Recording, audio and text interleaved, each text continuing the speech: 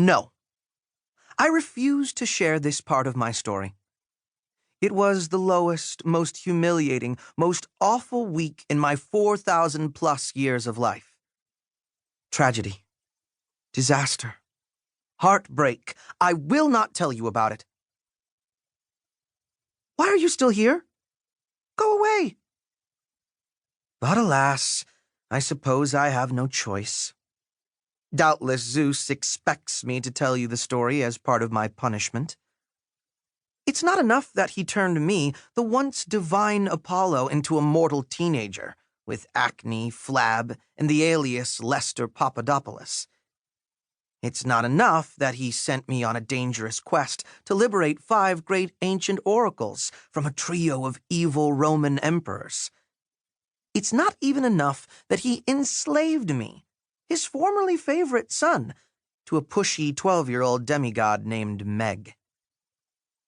On top of all that, Zeus wants me to record my shame for posterity. Very well. But I have warned you. In these pages, only suffering awaits. Where to begin?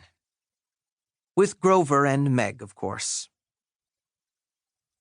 For 2 days we had traveled the Labyrinth, across pits of darkness and around lakes of poison, through dilapidated shopping malls with only discount Halloween stores and questionable Chinese food buffets. The Labyrinth could be a bewildering place, like a web of capillaries beneath the skin of the mortal world. It connected basements, sewers, and forgotten tunnels around the globe, with no regard to the rules of time and space. One might enter the labyrinth through a manhole in Rome, walk 10 feet, open a door, and find oneself at a training camp for clowns in Buffalo, Minnesota. Please don't ask. It was traumatic. I would have preferred to avoid the labyrinth altogether.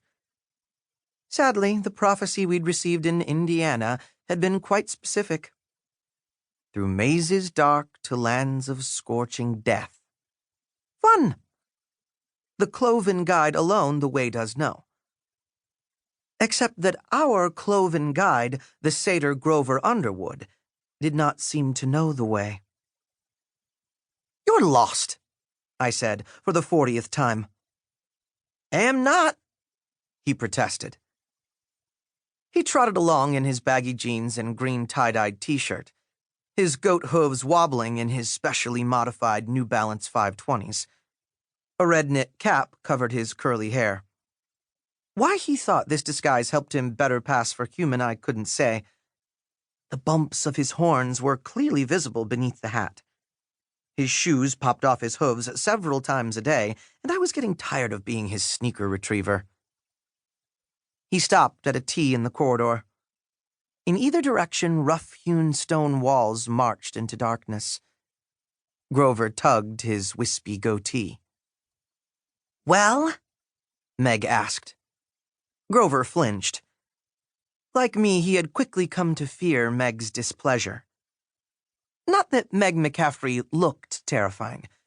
She was small for her age, with stoplight-colored clothes. Green dress, yellow leggings, red high tops.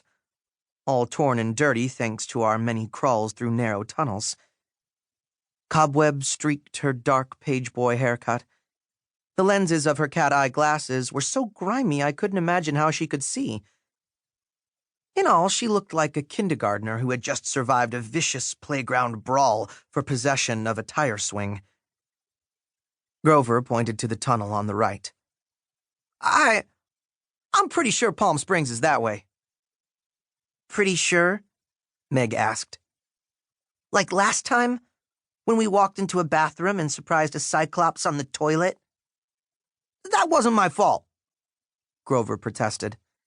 Besides, this direction smells right. Like cacti. Meg sniffed the air. I don't smell cacti.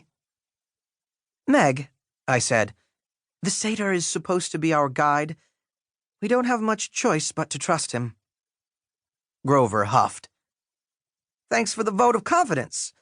Your daily reminder, I didn't ask to be magically summoned halfway across the country and to wake up in a rooftop tomato patch in Indianapolis. Brave words, but he kept his eyes on the twin rings around Meg's middle fingers, perhaps worried she might summon her golden scimitars and slice him into rotisserie-style cabrito. Ever since learning that Meg was a daughter of Demeter, the goddess of growing things, Grover Underwood had acted more intimidated by her than by me, a former Olympian deity. Life was not fair.